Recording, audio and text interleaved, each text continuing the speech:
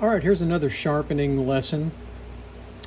We got a pair of shears to sharpen first, but we need to test them and see how they're cutting before we sharpen them. So you'll see a lot of different ways sharpeners test shears here on YouTube. This is how I do it, just the way I've been taught and the way I've been doing it over the years, and it works well for me. The first thing I do is what's called a dry tissue test, and I test it, and that's cutting pretty good on a dry tissue test.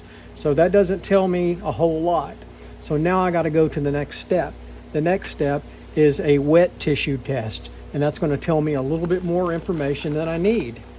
Okay, make sure your shears good and dry and clean. I clean these before testing them with alcohol. So I'm going to try this. I want to see how it cuts. And it's not cutting clean. It should cut very clean. So that tells me these are not cutting great and they need to be sharpened. So the next step we're going to go to is we're going to test them on real human hair. This is how I test on real human hair. This is real human hair.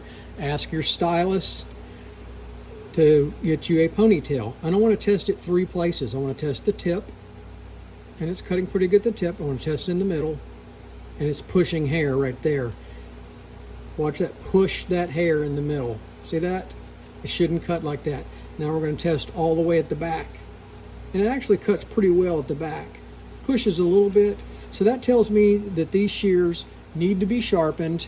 The stylist they know it's pushing that hair and they want it to cut crisp and clean, and these scissors are not cutting crisp and clean. So that's the 3 stages that I look at prior to sharpening a pair of Salon shears.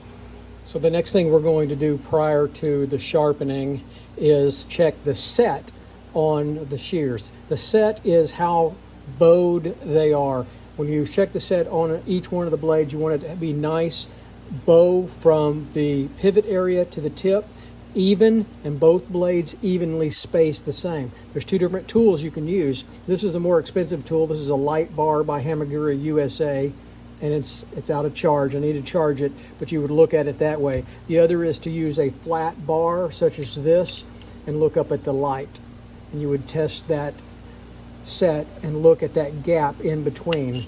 And I'll do a separate video on checking the set, but that's how I test shears prior to sharpening.